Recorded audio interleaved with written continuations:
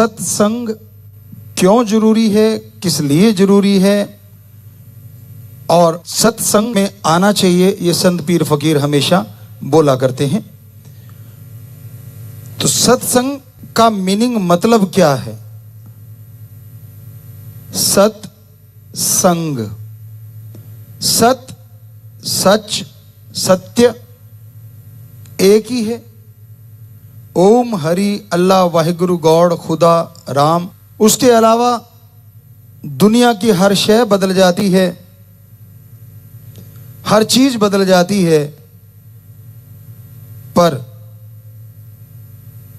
भगवान ओम हरि अल्लाह वाहिगुरु राम ना कभी बदला था, ना कभी बदला है और ना कभी बदलेगा। वो सच था, सच है और सच ही रहेगा। तो हर समय, हर पल, हर जगह वो मौजूद है। दुनिया में ऐसी कोई चीज नहीं जो एक ही होते हुए भी हर समय, हर जगह, हर पल मौजूद रहती हो।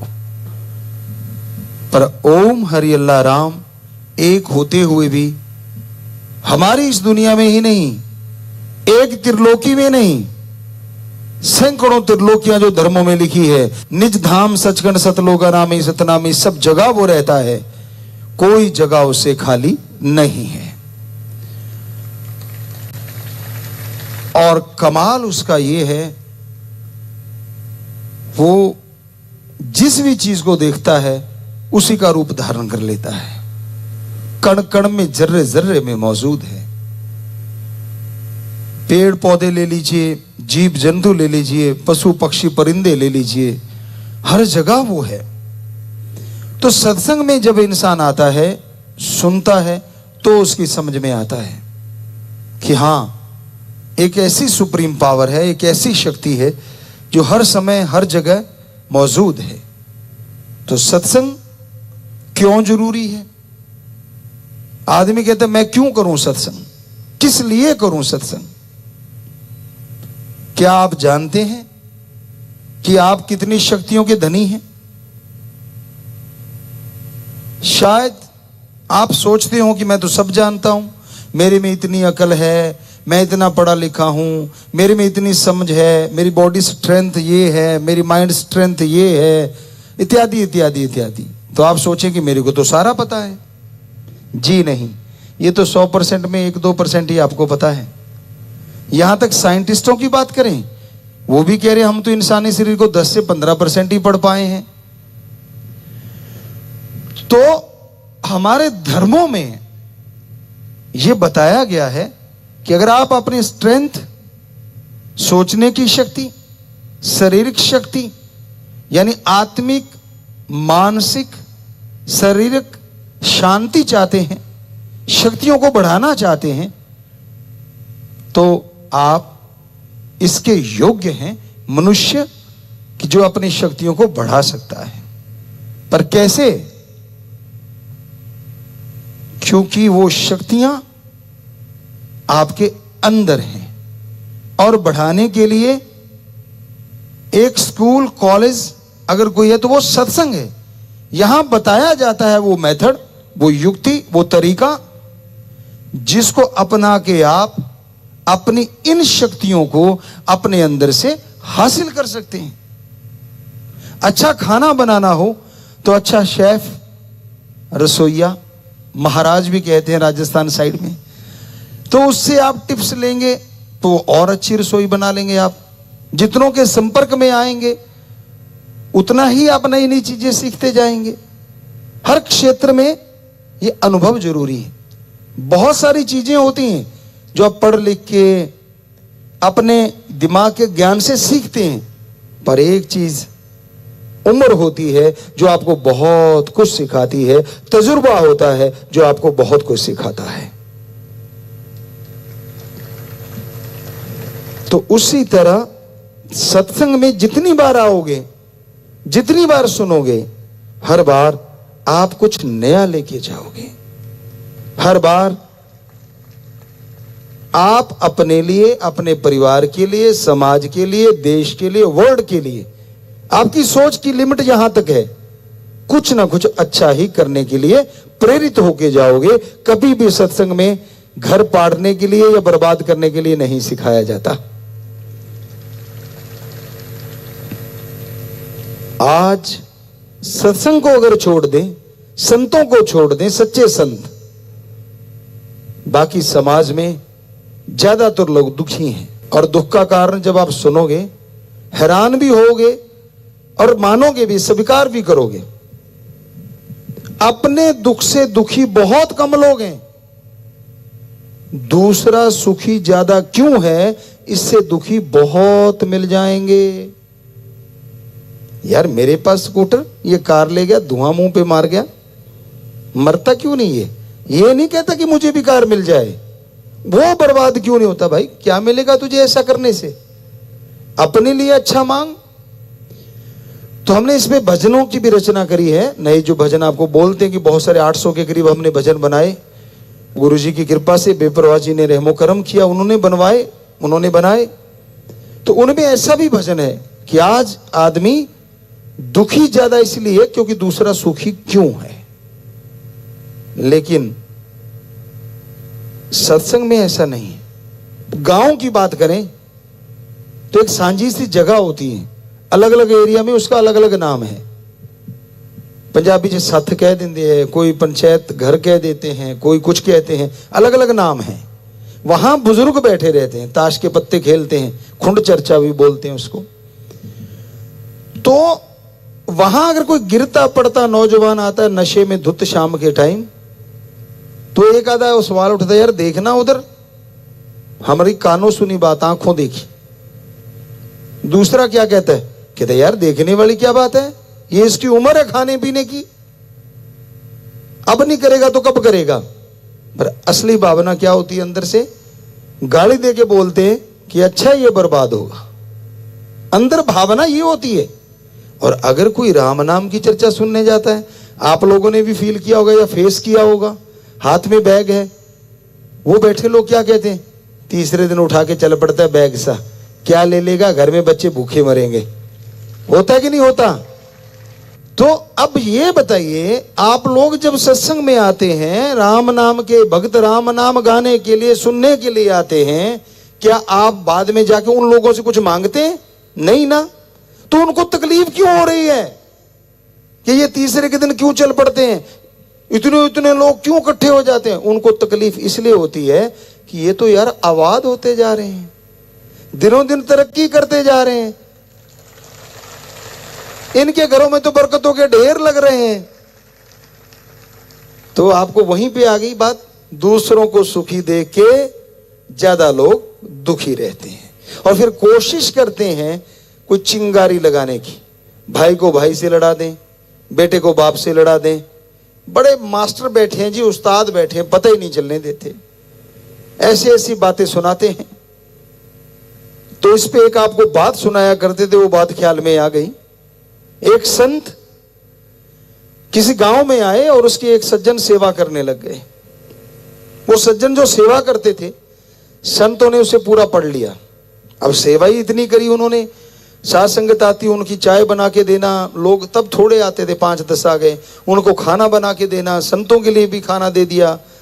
अब सेवा करता रहा वो, सेवा भावना जबरदस्त। टाइम हुआ तो संत कहने लगे, भाई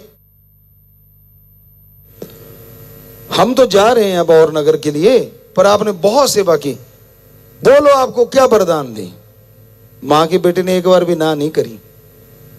आमतौर पे ये अपने सभ्यता है कि एक बार अगर कोई चाय भी कहे ना कि यार चाय पी ले, तो आगे से कह देते नहीं। और कई जगह हमने देखा है, सामने वाले कह रहे चाय ले आई, नहीं, अच्छा ठीक है, दूसरी बार पूछते ही नहीं। आप लोग कहीं ना कहीं देखा होगा, हमने देखा है जी, बिल्कुल देखा है, एहसास किया है। और कई ऐसे होते हैं पूछते ही नहीं। अब पूछना क्या है, कोई मेहमान आया है, हमारे तो धर्मों में लिखा है मेहमान तो एक तरह से भगवान की तरह होते हैं। भाई आए हैं तो मतलब सत्कार करने के लिए, वो भगवान नहीं बन जाते। मतलब इसलिए कहा गया था हमारे पाक पवित्र वेदों में कि भाई सत्कार करना, इज्जत करनी आए हुए की। तो ऑब्वियसली पता ही है कि भी चाय लानी है तो वो पहले ले आते हैं, पूछने वाले में डाउट होता है। तो इसलिए उसने सीधा ही कह दिया, क्योंकि वो तो पता नहीं संत मुकर ही ना जाए। कहते क्या चाहिए बोल बेटा। कहता जी ऐसा कोई मंत्र दे दो जो मैं चाहूं वो मिल जाए। अब कितनी बड़ी चीज मांग ली। संत मुस्कुराए, जानते थे ये तो बड़ा ईर्ष्यालु है, गड़बड़ हो जाएगी, अगर ये ऐसा करता रहा तो इसने किसी को जीने नहीं देना। कहने लगे बेटा याद रखना दो बातें। पहली बात, जो तू मांगेगा तेरे पड़ोसी के दुगना आएगा, क्या तुझे मंजूर? कहता जी मंजूर है। दूसरी बात, किसी का शारीरिक नुकसान करेगा तो तेरा हो जाएगा, किसी दूसरे का नहीं होगा। कहता जी मैं क्यों करूंगा? ठीक है जी, दोनों मंजूर है शर्तें। कहते ठीक है फिर ये ले मंत्र दे दिया जी। अब घर में आया बड़ा खुश गिनती करी कितने परिवार के में, मेरे 4-5 जितने भी थे, मंत्र का किया जाप। कहता आने तो 36 प्रकार का भोजन सबके लिए। अब थालियां आ गई जी झट से। अभी वो कौड़ तोड़ के मुंह में डालने लगा था, घर साइड वाले घर में शोर मच गया। तो उसने उस दीवार के ऊपर से देखा कि चक्कर क्या है, बरामदे से होते थे खुले, वो देखा उसके 4 आई हुए, उधर 8 थालियां आई हुई।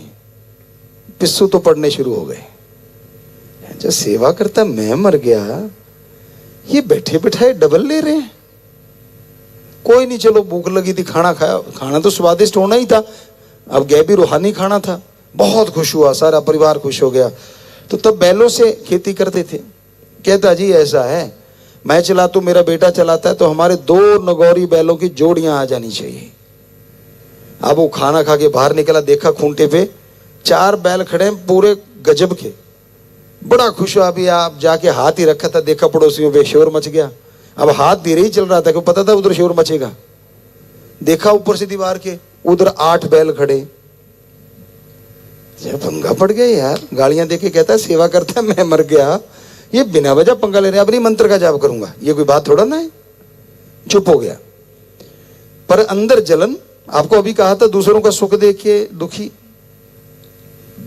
अब आ गया बाहर वाले कहते यार उदास सा दिखता है। कहते यार क्या उदास दिखता हूं, बाद में कभी बताऊंगा। घर वालों ने जोर दिया कि यार तू कुछ और भी मांग ले। कहते चलो ठीक है। कहते ये घर देख अपना कितना गंदा हुआ पड़ा है। अब उसको मतलब जी करे मांगू कि ना मांगू, पता था होगा क्या।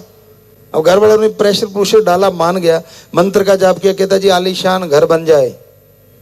वसो देखा खाली जगह हुआ करती थी, जिसे नोहरा या बेहड़ा साइड में होता था, इधर घेर कहते हैं शायद यूपी साइड में। तो वो एरिया था, देखा उधर तो वो महल बना खड़ा है। अभी वो उधर देख ही रहा था, पड़ोसी के 2 बन गए। कहता है इसीलिए तो मैं कह रहा था मत लो पंगा, हटे नहीं ना, वो देखो उधर। अब सारे चुप हो गए। कहता अब नहीं, अब मुझे तंग मत करना, कुछ नहीं मांगना मैंने। अब बेचारा चुपचाप। पड़ोसी बड़े खुश यार, कुछ किया नहीं कराया नहीं, ये तो बड़ा मजा आ रहा है। वो तो शोर मचाएंगी, नाचेंगे, आएंगी, उसको लगे जहर जैसे। तो कि ना मेरा कोई नाम, ना मेरी कोई वाह है, मेरी वजह से सारा कुछ ले रहे हैं और ये नाचे क्यों दे जा रहे हैं। हालांकि उन्होंने बेचारों ने उसका कुछ बिगाड़ा नहीं था। चला गया।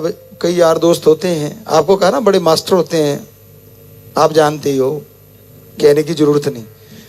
तो वो दुनिया में गया और कहने लगा यार मेरे साथ तो बड़ी गड़बड़ हो रही है। कहने लगा क्यों, तू बड़ा उदास हो यार, तेरे तो महल मूल पता नहीं तू कहां से रातों रात कौन सा जादू टोना कर आया। कहता कौन से महल। कहते नहीं यार तेरे खेत में बैल भी बड़े बढ़िया चल रहे थे। कहता मत पूछ यार। कहते तो भी वो संतों के की थी सेवा। कहते हाँ। कहता उन्होंने मुझे वरदान दिया, लेकिन पड़ोसी के डबल हो जाता है। साइड पे ले गया, कान में कुछ फुसफुसाया। मास्टरों का काम ही ये होता है, अगलाई डब्बू को तकानते। उसका क्या जब बिगड़ना था। अब वो गया और जाके मंत्र का जाप किया। कहता हे भगवान, मेरे गेट के आगे एक कुआं लग जाए। अब उसके कुआं लग गया, पड़ोसी के 2 लग गए। कहता बन रही है बात। कहता यार सिखाया तो उसने बढ़िया है। संतों के वचन भूल गया। क्या, किसी का नुकसान, शारीरिक नुकसान मत करना। अब मंत्र पढ़ा और कहने लगा हे भगवान हमारी एक आंख फूट जाए। वो सारा परिवार की एक आंख फूट गई। अब उसने एक आंख से देखा हो क्या रहा है, होना क्या था। वचन थे संतों के कि अगर तू किसी का शारीरिक नुकसान करेगा तेरा हो जाएगा, पड़ोसी का नहीं होगा। तो जरा सोच के देखिए, अगर आज ये वरदान पूरी दुनिया में हो रहा हो तो क्या होगा। आंख तो नहीं बचेगी किसी की। एक बुरा ना बना लेना भाई, सारे एक जैसे नहीं होते, बहुत अच्छे लोग भी हैं, बहुत नेक लोग भी हैं, पर ये बात से आप एग्री जरूर होंगे कि दूसरों के सुख को देख के जलने वालों की गिनती ज्यादा है। हकीकत में है ये बात। तो सत्संग में आओगे तो समझ आएगी। अरे मांगना है तो अच्छा मांग लीजिए। किसी की कार देखते हो, ये मांग लो मेरे लिए आ जाए, और मेहनत करो। ये क्यों कहते हैं कि वो उल्ट जाए उसकी कार, पलट जाए उसकी कार। अच्छा मांगो, नेक चीज मांगो। पता तब चलता है जब आप सत्संग में आते हैं। उसके आए बिना कुछ भी पता नहीं चलता, समझ ही नहीं आती। अब बुराई का कोई स्कूल कॉलेज नहीं होता।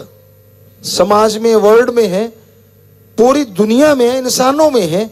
कहां है स्कूल बताइए? निंदा करने की हुई कोई ट्रेनिंग कहीं पे? हमारी उठने की देर है देखना।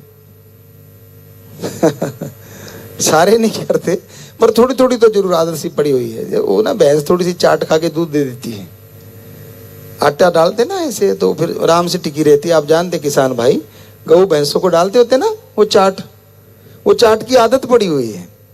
कितने ही समझा लें हम, देखना वो कैसी बैठी थी, देखना वो कैसा था। तो आप सारे जानते हो, मेरे आगे सिर कर दिया, मुझे जानबूझ के किया, ऐसे थोड़ा ना। अब चाहे उसकी हाइट ज्यादा हो, वो बेचारी का हो गया भाई, तो आगे निंदा चुगली नहीं पा जाए। आप कितने ही समझा लें, चाट थोड़ी थोड़ी चलती रहती है, फिर चापलूसी चलती है। अब आपके पास आप बड़े अमीर हैं, राज पहुंच है, बड़ा ओहदा है, तो जी फिर मत पूछो। पंजाबी जी कहते कौली चट, बुरा ना मनाए उपराओ। कोई निकल जाती है बात, मुंह में आया रहती नहीं, पहचान ही नहीं आती। आप कुछ भी बोलो, कई तो ऐसे होते हैं आपके बोल को गिरने नहीं देते। हाँ जी बिल्कुल ठीक है, आप जो बोल रहे बिल्कुल सही है। हम भी फेस करते हैं ये चीजें, हम कौन सा झूठ बोल रहे हैं। हम कुछ कहते हैं हाँ जी बिल्कुल, हमने अरे टिक भाई अभी तो आधी बात हुई है, हमें पूरी तो कर लेने दे। तो ये चलता है। ये दूसरा ये हो गया। तो क्या चापलूसी की कहीं ट्रेनिंग है? कहीं निंदा चुगली के स्कूल हो, चापलूसी करने के कहीं स्कूल हो, बेईमानी करने के कहीं स्कूल हो, कैसे किसी की जेब काटनी है इसके कोई स्कूल हो? शायद थोड़ी ट्रेनिंग देते होंगे जेब काटने की, तो शायद। तो कितनी और बुराइयां हैं, काम वासना है, क्रोध है, लोभ है, मोह है, अहंकार है, मन है, माया है, बहुत सारी चीजें हैं। क्या इनकी ट्रेनिंग है कहीं पे? नहीं है। ऑटोमेटिकली इंसान के अंदर रजो तमो सतो गुण हैं, उनको अवगुण के में बनाते हुए पता नहीं चलता कब। वैसे तो ये गुण है, पर अति हो जाए तो ये अवगुण हो जाते हैं। तो कहने का मतलब, आज समाज में बुराइयां ज्यादा फैल रही हैं।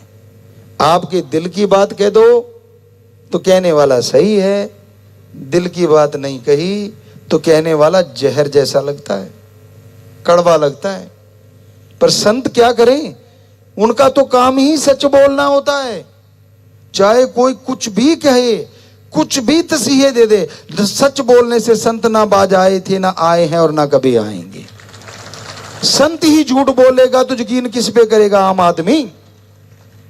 हमारे पास कई सज्जन आते थे और कहने लगे गुरुजी आपके पास आते हैं ना तो एक दिक्कत आ जाती। हमने कहा क्या? कहते हम सोच सोच के बोलना पड़ता है कि गुरुजी के सामने तो कम से कम सच बोलो। सारा दिन तो सबको बेटे बेटे देते रहते हैं, बेटी तो देते ही नहीं। सो बुरा ना मनाना भाई, समझने वाले समझ गए होंगे, हम तो वैसे इशारा सा किया है। सो आज समाज में ज्यादातर लोग झूठ के पुजारी हो गए हैं। यहां जरूरत पड़ती है वहीं सरका देते हैं। सच तो कभी कभार ही जुबान पे आता है, क्योंकि अपना बिजनेस चलाना है, व्यापार चलाना है। कहते गुरुजी आपको बड़ा पता है, उसके लिए 100 झूठ बोलने पड़ते हैं। लागत मूल्य पे दे रहा हूं तो फिर दुकान कैसे खोल ली इतनी बड़ी? अगर लागत मूल्य पे दे रहा है तो ना जी मैं तो कुछ भी नहीं लेता जी, हम कौन सा दे रहे हैं गिफ्ट, अच्छा आने दे मेज के नीचे से हाथ। तो मतलब बुरा।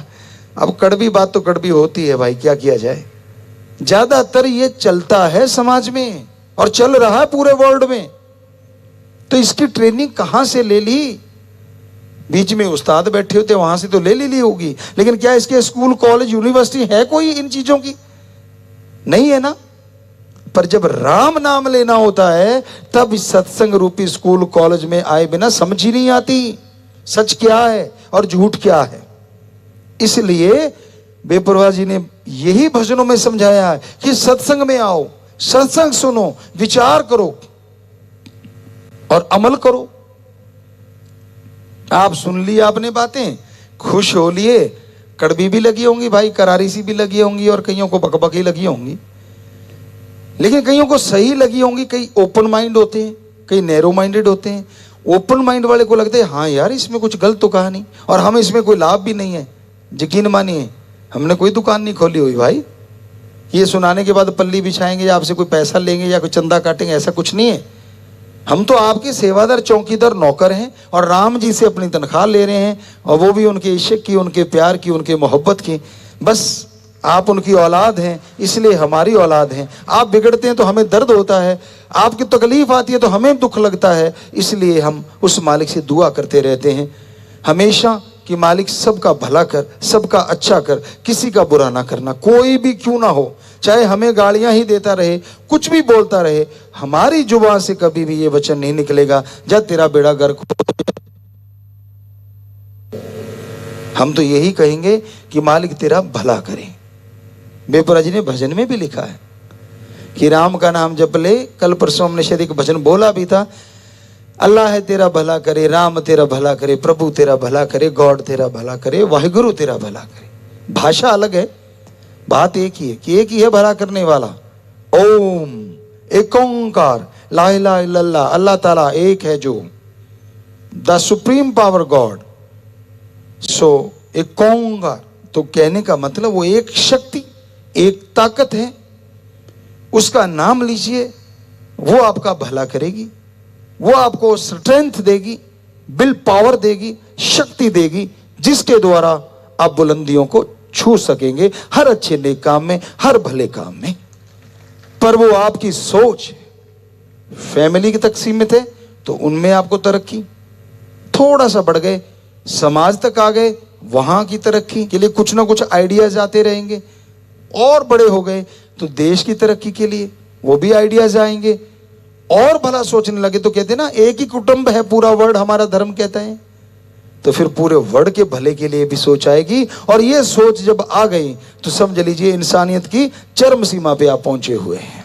बहुत ही अच्छी आपके अंदर गुणों का आवास बन गया है, निवास बन गया है, यानी गुण आपके अंदर आ चुके हैं। तो भाई सोच की बात यहां तक आप लिमिट रखते हैं, आपकी सोच है राम का नाम, ओम हरि अल्लाह वाहिगुरु गॉड, खुदा का नाम आपको उस सोच के लिए जरूर तरक्की देगा, भला करेगा आपका, आपको ताकत देगा।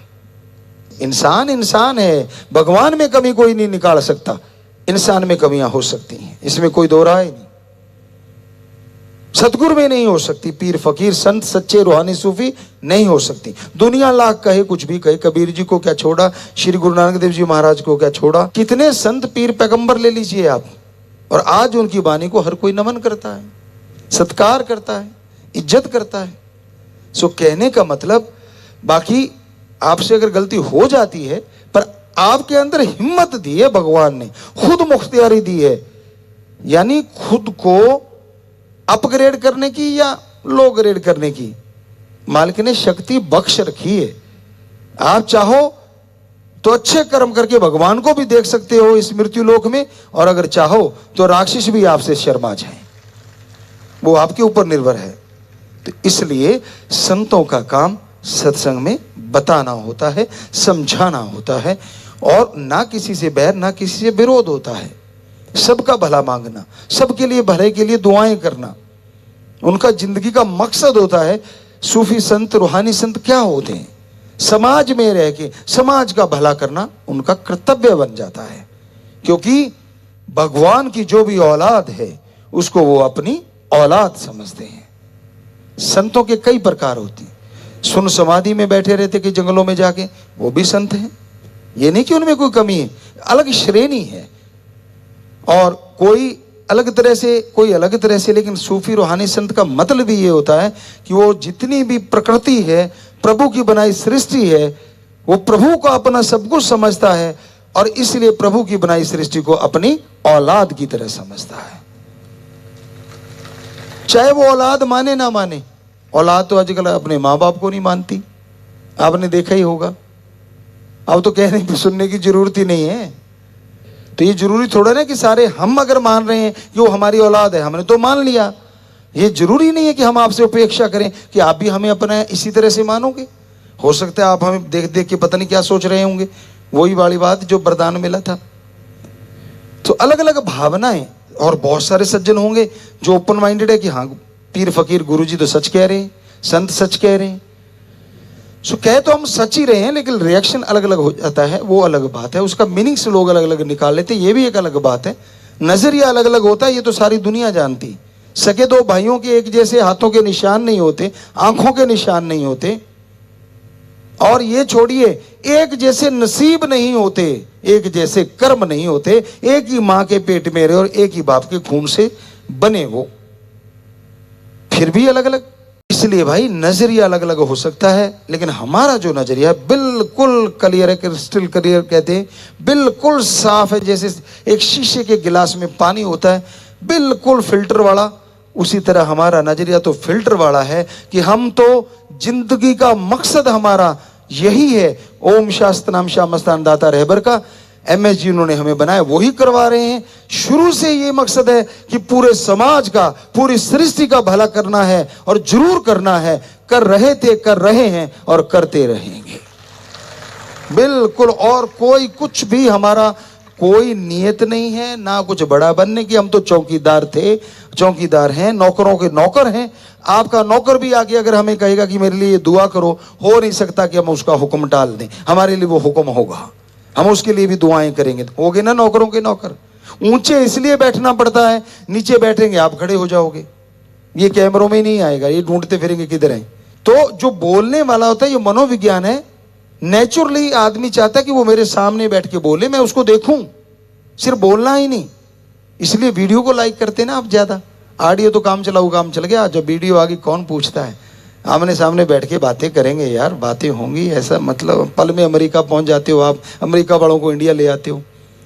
सो कहने का मतलब ये चीजें तो जरूर हैं, लेकिन संतों का काम तो वही है, सबका भला करना, सबका भला मांगना, सबके भले के लिए प्रार्थना करना, और कोई बड़ापन नहीं है। और ये ऊंचा बैठना दूसरा कारण इसका ये भी है क्योंकि हमारे पाक पवित्र ग्रंथों में ये लिखा है, कलयुग में जो सत्संग सुनने आएंगे वो देवी देवताओं जैसे होंगे, ऐसे लोग ही सत्संग में आ पाएंगे। तो हमें इन देवी देवताओं के दर्शन हो रहे हैं, इनमें हमारे सतगुरु प्यारे राम के दर्शन हो रहे हैं। इसलिए थोड़ा ऊंचा होके देखते हैं कि लास्ट वाले में भी हो रहे हैं, आराम से उनको भी देख पाए।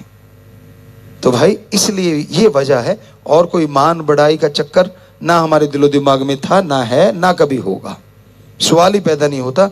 संत पीर फकीर का काम समाज की सेवा करना था, है और हमेशा हमारा तो रहेगा जी।